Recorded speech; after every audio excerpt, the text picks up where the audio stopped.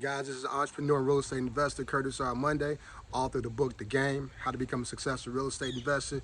Out in the streets, guys, looking at properties, etc. Thought I'd just kind of jump on and kind of touch down with you on a couple of things. If you've been following the news, you see that interest rates are really, really high. They're increasing. The Fed just increased its short-term lending percentage that it charges other banks when they lend each other money by, I think, by 0.75 points. I believe this is the third or fourth rate hike we've had and this year alone.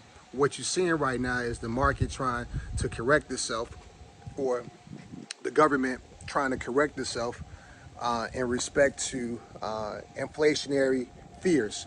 When COVID hit and the world kind of stopped, in an effort to get the world started back and to keep the economy going, the Fed reduced interest rates to historic lows to facilitate growth in commerce and business and things of that nature. And as a real estate investor or a person looking to buy a home, mortgage interest rates were low, 3%, 3.11%, like as of December. It was a good time to refinance and things of that nature. It was a great time.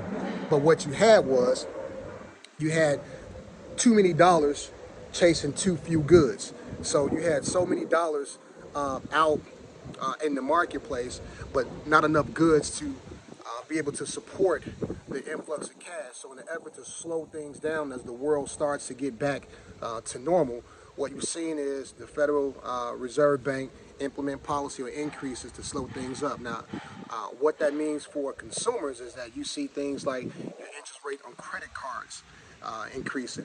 Most credit card debt is a variable debt.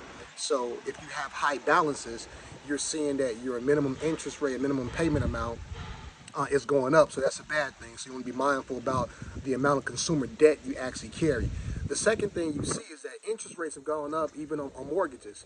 As I said before, as of December, rates could have been as low as like 3%. I think I saw a statistic that said that if you would have bought a $300,000 home back in December and had like a 3.11% interest rate on a 30-year fix, the mortgage might have been around $1,200. Now, that 30-year mortgage interest, it's about 6%. And so that same $300,000 property probably now has you paying a monthly mortgage of about $1,800, $1,700 to $1,800 a month. That's a $500 to $600 increase on a monthly basis. As a real estate investor, especially somebody that's trying to use what we call the BRRRR method, you buy a piece of property, you rehab it, you're going to refinance it, you're going to rent it out, and you're going to repeat the process. A higher interest rate can cut into your actual profits. From a rehab perspective, the higher interest rate really doesn't have an impact, because if you're using money from like a hard money lender, their interest rates are pretty high to begin with, so you're used to that. It's when you try to refinance the property, and whereas when you were refinancing the property at 3, maybe 4%, and you were able to clear in terms of your rent, you're charging the rent less the mortgage, a higher profit. Now you're clearing less. Now, as a real estate investor who uses a buy and hold, that sucks. However, though, it's still a pretty good deal. Why?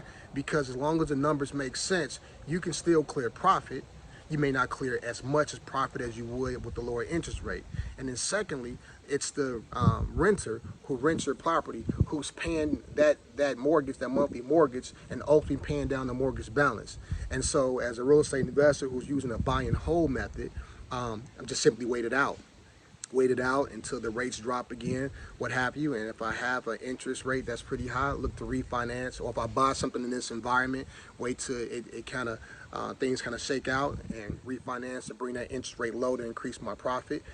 If I was using more of a fix and flip kind of model, it may be a little bit tougher in a scenario, because with the higher interest rates, it may scare off potential buyers.